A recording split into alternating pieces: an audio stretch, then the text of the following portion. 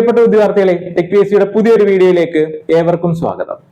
ഇന്ന് നമ്മൾ ഈ വീഡിയോയിൽ ചർച്ച ചെയ്യാൻ പോകുന്നത് ഇനി വരാൻ പോകുന്ന അസിസ്റ്റന്റ് മോട്ടോർ വെഹിക്കിൾ ഇൻസ്പെക്ടർ അഥവാ AMVA അതിന്റെ ക്വാളിഫിക്കേഷനുമായും അതിന്റെ ഫിസിക്കൽ സ്റ്റാൻഡേർഡുമായും അതിന്റെ എക്സാം പാറ്റേണുമായും ബന്ധപ്പെട്ട നിങ്ങളുടെ സംശയങ്ങൾക്കുള്ള മറുപടിയാണ്. അപ്പൊ നമുക്ക് വീഡിയോയിലേക്ക് പോകാം. നമ്മുടെ പോസ്റ്റിന്റെ പേര് assistant motor vehicle inspector, motor vehicle ഡിപ്പാർട്ട്മെന്റിലേക്കാണ്. സ്കെയിൽ ഓഫ് പേ മനസ്സിലാക്കുക, 45,600 തൊട്ട് 90,600 വരെയാണ്. ഡയറക്റ്റ് റിക്രൂട്ട്മെന്റ് ആണ്. ഏജ് ലിമിറ്റ് നിങ്ങൾ നോക്കുക, 21 തൊട്ട് 36 വയസ്സ് വരെയാണ്. അപ്പൊ നോട്ടിഫിക്കേഷൻ വിളിക്കുന്ന ഇയർ ജനുവരി കണക്കാക്കിയാണ് പ്രായം നമ്മൾ കൗണ്ട് ചെയ്യുന്നത്. അപ്പൊ നമ്മൾ ആ ജനുവരി, ഏത് വർഷമാണ് നോട്ടിഫിക്കേഷൻ വിളിക്കുന്നത്, ആ ജനുവരി കണക്കാക്കി പ്രായം നമ്മൾ എടുക്കുമ്പോൾ എന്താണ്, 21 വയസ്സ് തികഞ്ഞിരിക്കണം.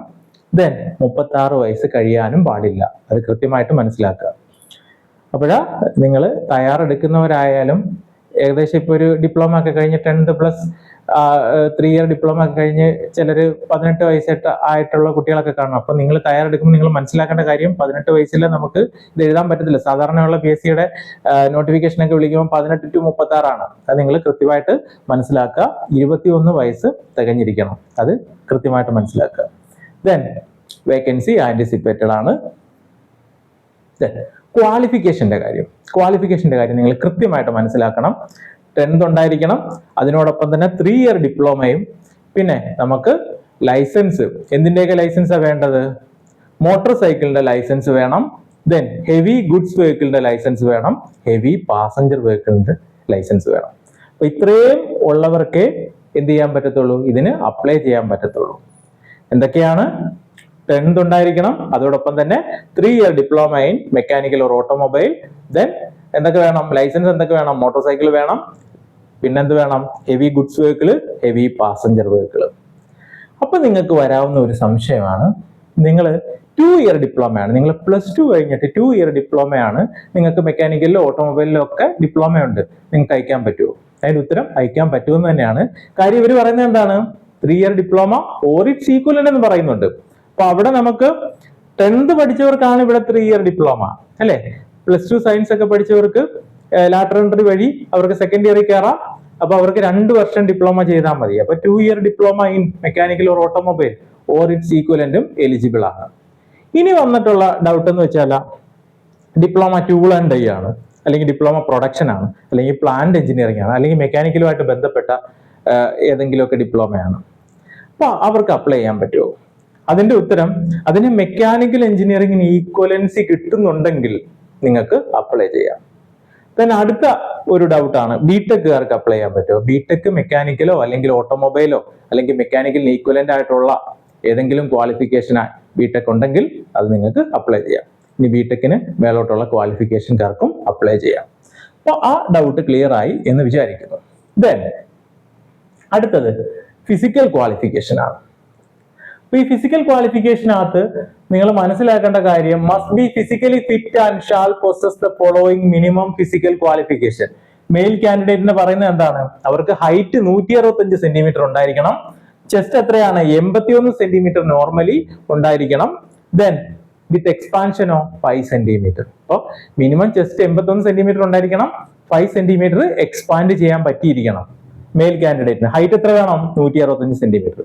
ഇനി ഫീമെയിൽ കാൻഡിഡേറ്റിനെ നോക്കിയാലോ, അവർക്ക് ഹൈറ്റ് 152 സെന്റിമീറ്ററേ ഉള്ളൂ, അവർക്ക് ചെസ്റ്റ് സ്റ്റാൻഡേർഡ് ഇല്ല, അത് മനസ്സിലാക്കുക. ദെൻ അടുത്ത നോട്ടായിട്ട് പറയുന്നത്, ഷെഡ്യൂൾഡ് കാസ്റ്റ്, ഷെഡ്യൂൾഡ് ട്രൈബിലുള്ള ആൾക്കാർക്ക് ഹൈറ്റില് മെയിൽ കാൻഡിഡേറ്റ് ആണെങ്കിൽ 160 മതി, ഫീമെയിൽ കാൻഡിഡേറ്റ് ആണെങ്കിൽ 150 മതി. അപ്പൊ ഫിസിക്കൽ ക്വാളിഫിക്കേഷന്റെ കാര്യത്തിൽ, ഫിസിക്കൽ സ്റ്റാൻഡേർഡിന്റെ കാര്യത്തിൽ ഡൗട്ട് ഉണ്ടോ? ഡൗട്ട് ഉണ്ടെങ്കിൽ നിങ്ങൾ കമന്റ് ചെയ്യുക. ദെൻ ഇനി അതിനകത്ത് ഐ സ്റ്റാൻഡേർഡും കൂടെ പറയുന്നുണ്ട്, അത് നിങ്ങൾ കൃത്യമായിട്ട് മനസ്സിലാക്കുക. നിങ്ങൾക്ക് ഡിസ്റ്റൻസ് വിഷനും അതേപോലെ തന്നെ നിയർ വിഷനും പറയുന്നുണ്ട്, 2 കണ്ണുകൾക്കും. ഡിസ്റ്റൻസ് വിഷൻ എത്രയാണ്, 6/6 സ്നെല്ലൻ ആണ്, അത് റൈറ്റ് ഐക്കും ലെഫ്റ്റ് ഐക്കും 6/6 സ്നെല്ലൻ തന്നെ വേണം. ദെൻ നിയർ വിഷൻ 0.5 സ്നെല്ലൻ വേണം, അത് 2 കണ്ണുകൾക്കും, റൈറ്റ് ഐക്കും ലെഫ്റ്റ് ഐക്കും 0.5 സ്നെല്ലൻ തന്നെ വേണം. ദെൻ അവർ പറയുന്നത്, ഇത് കൃത്യമായിട്ട് മനസ്സിലാക്കണം ഈ നോട്ട്,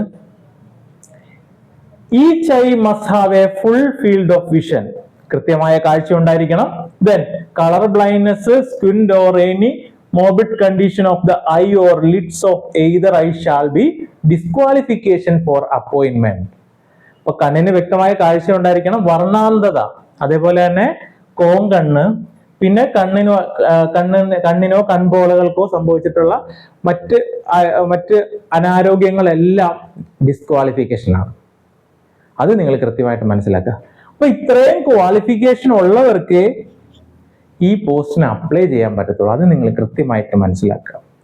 അപ്പൊ ഞാൻ പറഞ്ഞു ക്വാളിഫിക്കേഷന്റെ കാര്യത്തിൽ അത് നിങ്ങൾ മനസ്സിലാക്കുക. എന്തൊക്കെ വേണം? 10th വേണം, ഡിപ്ലോമ മെക്കാനിക്കൽ ഓർ ഓട്ടോമൊബൈൽ വേണം, ദെൻ എന്തൊക്കെ വേണം?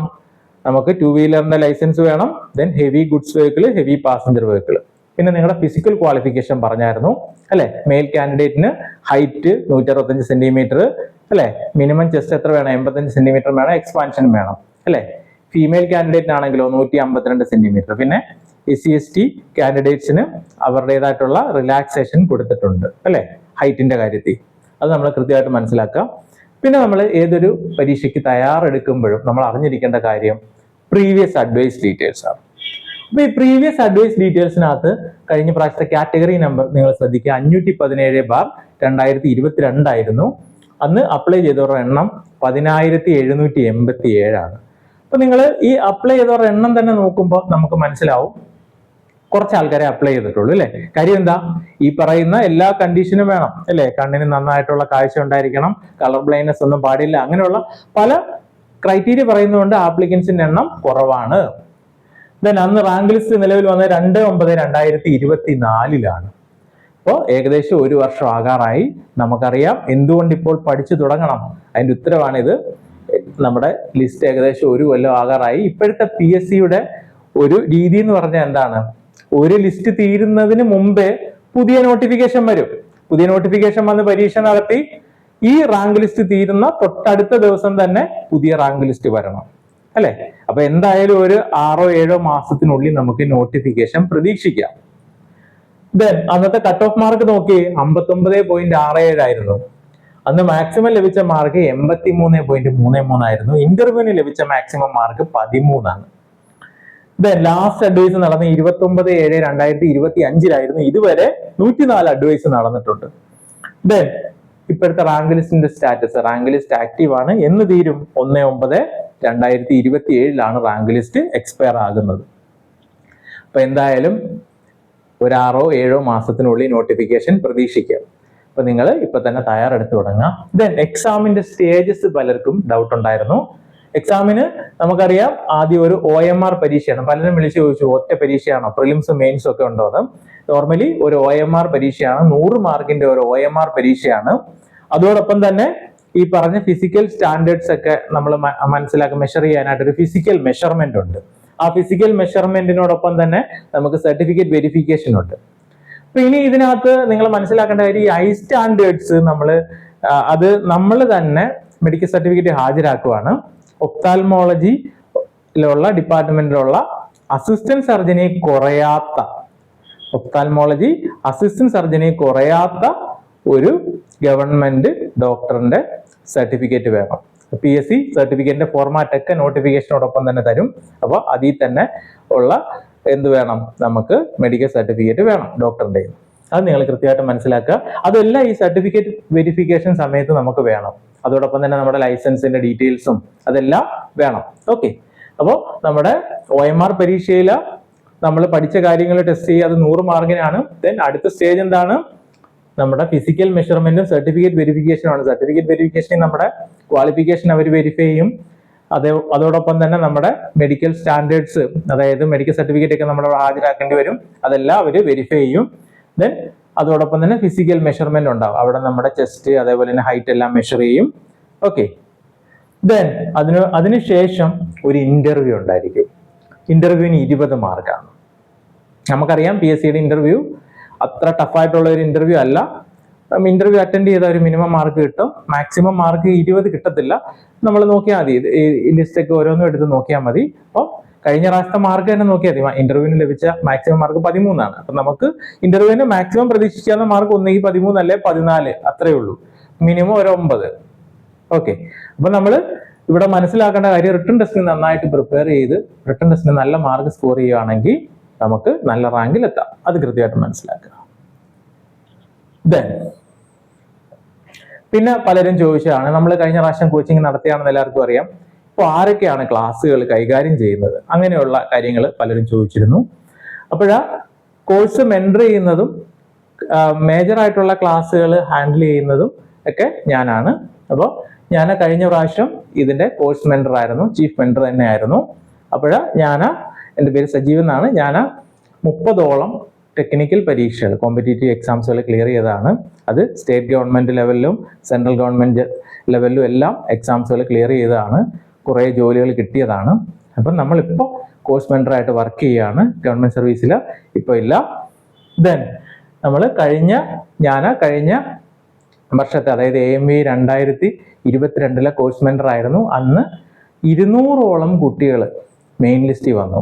അപ്പോൾ അത്രയും പേര് മെൻറ്റർ ഞാനായിരുന്നു. പിന്നെ നമുക്ക് അല്ലാതെ, അതായത് ഈ പറയുന്ന ടെക്നിക്കൽ നോൺ ടെക്നിക്കൽ പരീക്ഷകളിലായിട്ട് ഞാൻ 10,000-ലധികം ആൾക്കാരെ, കുട്ടികളെ മെൻറ്റർ ചെയ്തിട്ടുണ്ട്. ഓക്കെ, ഞാൻ കൈകാര്യം ചെയ്യുന്നത് മെക്കാനിക്കലിലെ ഓട്ടോമൊബൈലിലെയും കുറച്ച് സബ്ജക്ട്സുകൾ ഞാൻ കൈകാര്യം ചെയ്യുന്നുണ്ടാവും. മെക്കാനിക്കലിലെ അടുത്ത സബ്ജക്റ്റ് എടുക്കുന്ന അരവിന്ദ് സാറാണ്.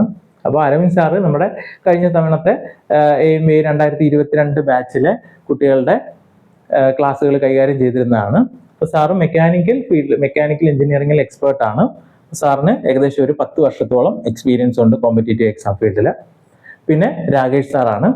രാകേഷ് സാറ് കഴിഞ്ഞ പ്രാവശ്യത്തെ AME റാങ്ക് ഹോൾഡറും കൂടെയാണ്. പുള്ളിക്കാരനും മെക്കാനിക്കൽ അതുപോലെ തന്നെ ഓട്ടോമൊബൈൽ സബ്ജക്ട്സുകൾ കൈകാര്യം ചെയ്യും.